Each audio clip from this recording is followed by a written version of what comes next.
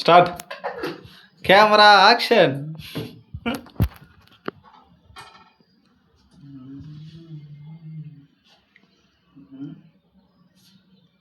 நீங்கள் என்ன குழம்பு வைக்க போகிறோம்?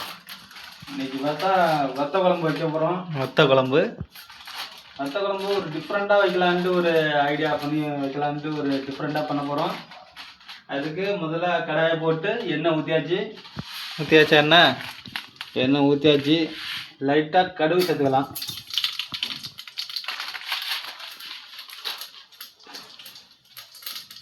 கடுகு நல்லா பொரிஞ்சோடனே நல்லா அந்த இது மாதிரி சவுண்டு வரணும். நல்லா தட்டன்னு சவுண்டு வந்தால் தான் ஒரு குழம்பு ஒரு சுவையாக இருக்கும். அடுத்தபடியாக நம்ம என்ன பண்ண போகிறோம்னா வெங்காயம் போட போகிறோம். இந்த ஒரு வெங்காயம் இது வந்து திருப்பதி வெங்காயம். வேறு லெவலாக இருக்குது இந்த வெங்காயம். திருப்பதியில் போய் வாங்கிட்டு வந்தது. அதெல்லாம் ஆட் பண்ணிகிட்டே இருக்கணும்.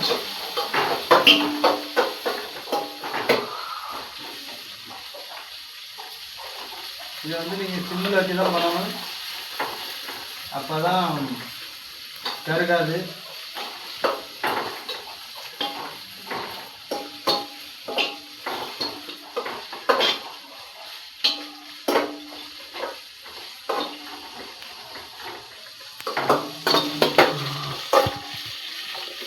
நல்லா பொன்னிறமாக வரணும். பொன்னிறமாக வரும்போது தான் ஒரு டேஸ்ட்டு கிடைக்கும். நல்லா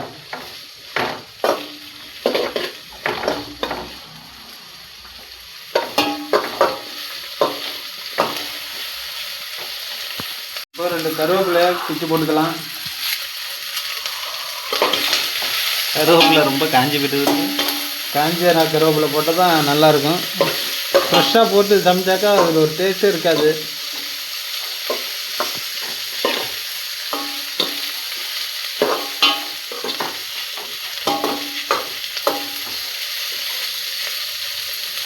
நல்லா போட்டு நல்லா ஆட் பண்ணிட்டு தக்காளி சேர்த்துக்கிறோம்.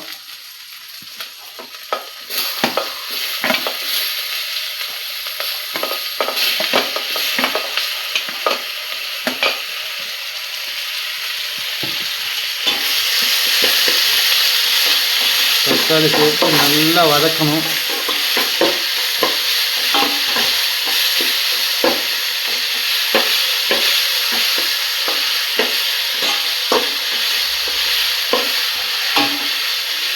நல்லா வதக்கி அந்த பச்சை வாசனை போகிற வரைக்கும் வதக்கணும்.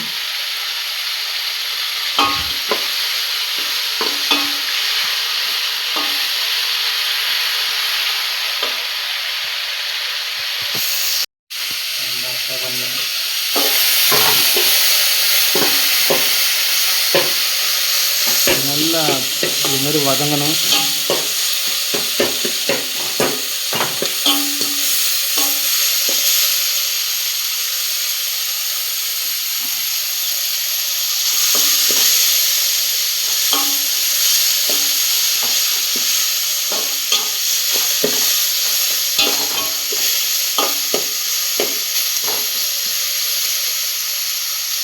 அடுத்தது காய்கறியை கொட்டுறோம். காய்கறி சேர்த்துக்கலாம். காய்கறியும் கொட்டி அதிலே இது பண்ணணும்.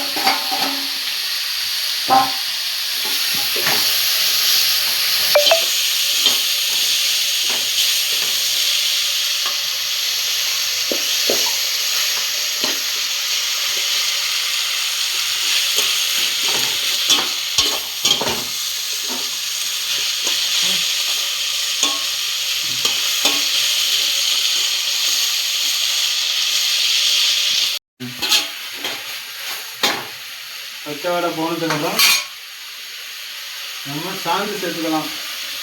ஆச்சி மசாலா தேவையான அளவு.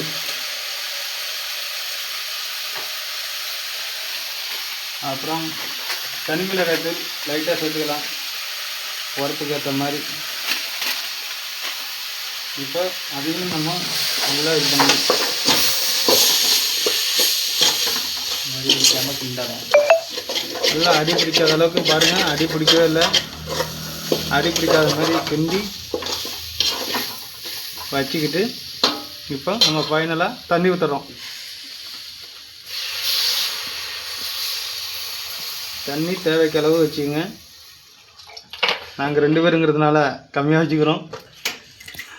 அதுலேயும் ஒருத்தர் குழம்பு வந்து தண்ணி மாதிரி ஊற்றி சாப்பிடாப்புல. அவருக்காகவே 2 வாட்டர் கேனு தண்ணி ஊற்றி தான் சமைக்கலாம் அப்படின்ற ஒரு இது. இப்போ நல்லா பண்ணியாச்சு. ஓகே, குழம்பு ரெடி. இப்போ குழம்பு நல்லா கொதிக்க ஆரம்பிச்சிட்டு இப்போ நம்ம முக்கியமான ஒரு பொருளை சேர்க்க போகிறோம். இந்த குழம்புக்கு தேவையான புளி.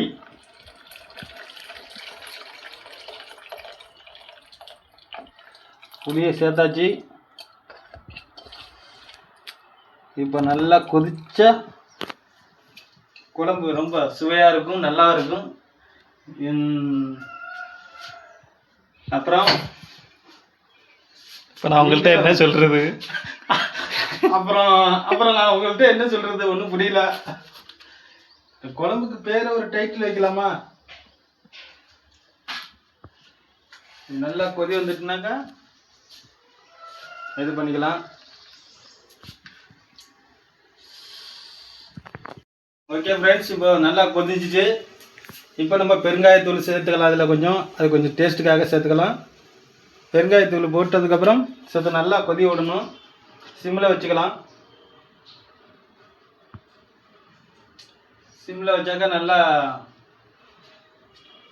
கருவனை வராமல் நல்லா இருக்கும். அடுத்தபடியாக நம்ம லைட்டாக கொத்தமல்லியை சேர்த்துக்கலாம். கொத்தமல்லியை போட்டதுக்கப்புறம் குழம்பு ரெடி ஆயிடுச்சு. சேனலுக்கு சப்ஸ்கிரைப் பண்ணுங்கள். நம்ம சேனலுக்கு டுபாக்கூர் சேனல். ஃப்ரெண்ட்ஸ், இப்போ குழம்பு நல்லா கொதிச்சிட்டு குழம்பு ரெடி ஆகிட்டு. இதுமாரி வீடியோ நிறைய பார்க்கணுன்னா நீங்கள் தற்குறி பாய்ஸ் சேனலுக்கு சப்ஸ்கிரைப் பண்ணுங்கள், கமெண்ட் பண்ணுங்கள். ஓகே, சப்போர்ட் பண்ணுங்கள். சப்போர்ட் பண்ணுங்கள். நன்றி, நன்றி, வணக்கம்.